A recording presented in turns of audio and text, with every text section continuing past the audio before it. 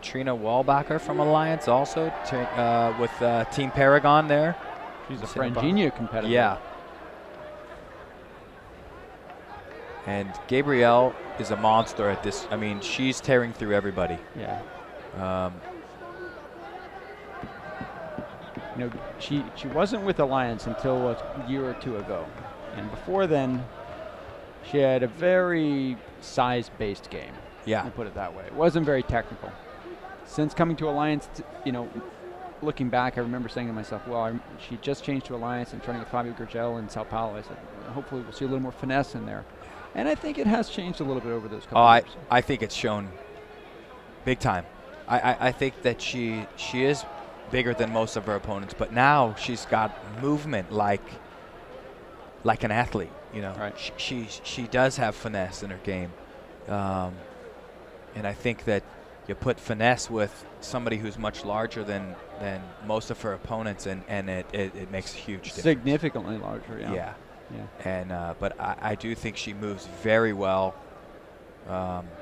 very technical. And she uses her attributes in her favor as well. Well, as well she should. And that's right. I mean, I would too. Right. Yeah, she, last year, like we said, Lana Stefanik ended up winning the Absolute Division. Normally that's a place you would see Gabi Garcia. But this year at the Abu Dhabi Pro, Gabi beat Lana. And a little bit of the changing of the guard there. So it would have been interesting to see if Gabi could do it again here. Uh-oh. She's got her in a tight American lock that looks tight. That is it's making me uncomfortable from here. That would be her signature move from side and half. Yeah, and she has a good position. I mean, she could go turn it into a straight figure four if she'd like, but she uses it to keep the underhook.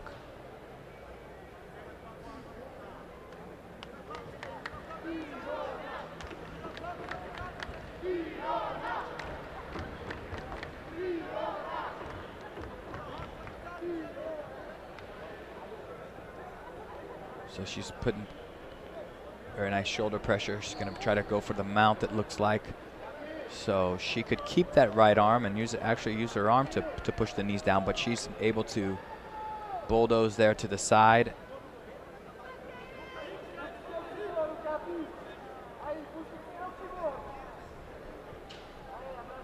You know, Katie Weilbacher is a bit like Hillary Williams in that she kind of bursts through the belts pretty quickly.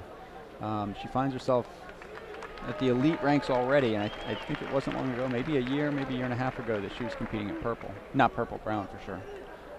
Yeah, I believe you're right about the purple. She stopped by my old academy a while back, and I believe she was a purple then. Yeah. Yeah. So.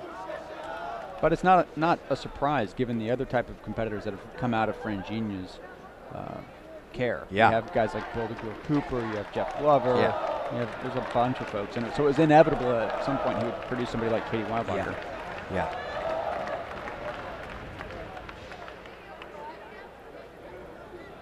And right now, Katie's task is getting her head free. You know, she's got to get her head a little more free than that. And I'll tell you, she's back on the American lock.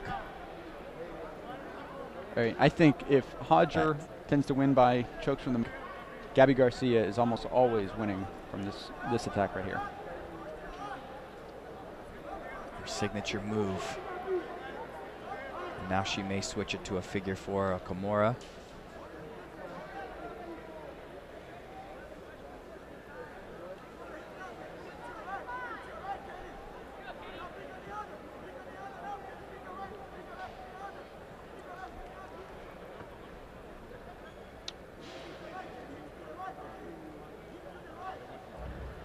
See if Gabrielle tries to pass here while she's trying the submission.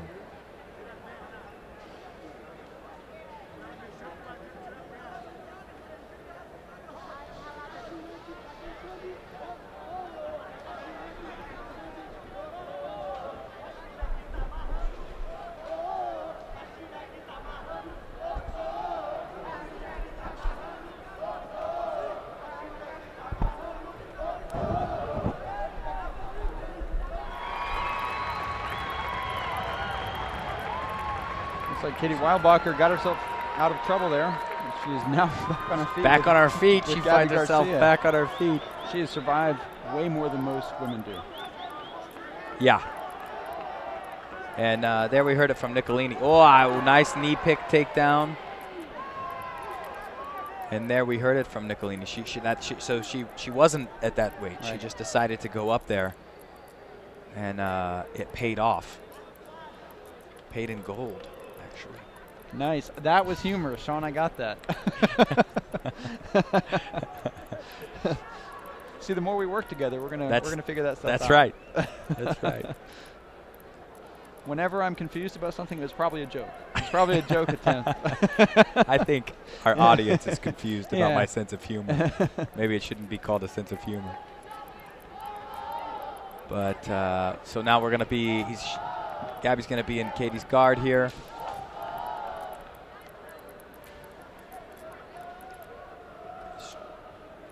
Strong knee pick takedown. So here's a good question for you. You know, we talked earlier about Hillary fending off Caroline de Lazer by keeping closed guard and breaking her posture, right? That was the key probably to her victory. You think that sort of thing would work here? It could, you know. I think the guard is really the smaller man's game, right? That's what the guard is based on. It's based on if you're a smaller opponent, if you're a smaller man or in this case woman, then that's what you use. You're forced to use that because the size difference or their technique puts you on your back. So the guard tends to be an equalizer. So yeah, she could try to control the posture, and if the guard does get open, I don't recommend half guard. Right? I would recommend maybe feet on the hips, keeping Gabi a little further away. You know, she's going to move in. Yeah, and then you're going to feel the weight. You know. So Katie looks to be attempting a Kimura right now.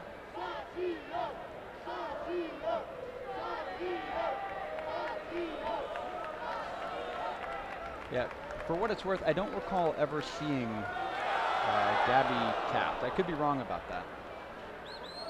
I don't ever recall that as well.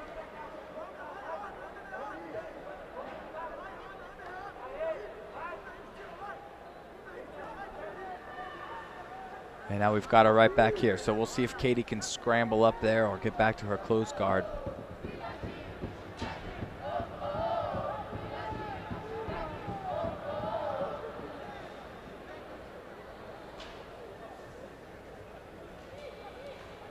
So certainly Gabi is winning on points. The question is, will she be able to seal the deal here with Katie? And I think we've got maybe a minute or so, 2 minutes left. Yeah. Yeah, submission is always the sweetest victory. Now, Gabi with that near side underhook actually could go right to the mount. Right, she's going to push that Yeah, leg that's through. what she looks like she's doing. So walk that left arm up a little bit and go for the mount there. When you get both of your arms underneath the armpits like that, you can pretty much determine, you can decide you're going to go for the mount. Yeah, this is actually one of my favorite ways to pass the half guard. It's one of my, I'm giving away one of my secrets here, buddy. I won't tell. Keep going. But that near side underhook, I think it's one of the best ways to pass the half guard. Yeah. It keeps you out of deep half guard. It's a big equalizer. You know, opposed to the more traditional ways to pass half guard, where you're just under the face or the arm around or something like that. But you can immediately mount. I mean, you saw Gabrielle's position to go to the mount.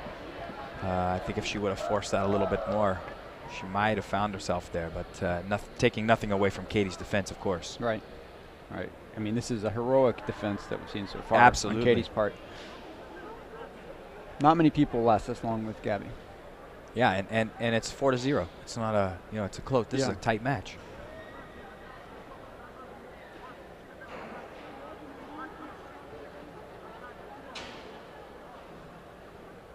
However, Katie is down, and she needs to put some. She needs to get her wheels going here. You know, she can't be content with just satisfied with just winning or hanging in there the distance. Yeah. You know, I'm sure she's not. So she needs to get the wheels going here. Yeah, we can't make it sound simple because this is not a simple job. This is not an easy task at all. She's in a tough spot. She is. She's done a wonderful job so far.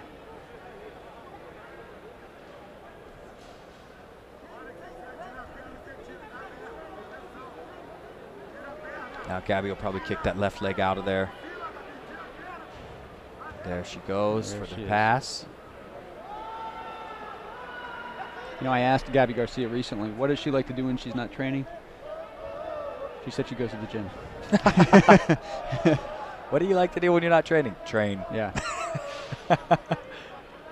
Well, and that's why she's in the finals. Right. I mean, that's why she's about to become the champion.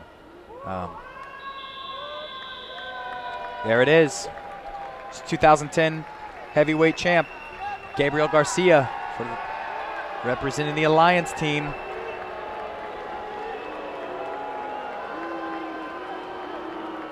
She has a high respect for her coach, IBJJF. Yeah. One of the things, again, in that conversation I had with her, she talked more than once about the positive influence and impact he's had on her game and, of course, as a person. Yeah, I think everyone would agree with that. I have a high respect for Fabi Michel. Unbelievable. Score 7-0. We've got a new champion.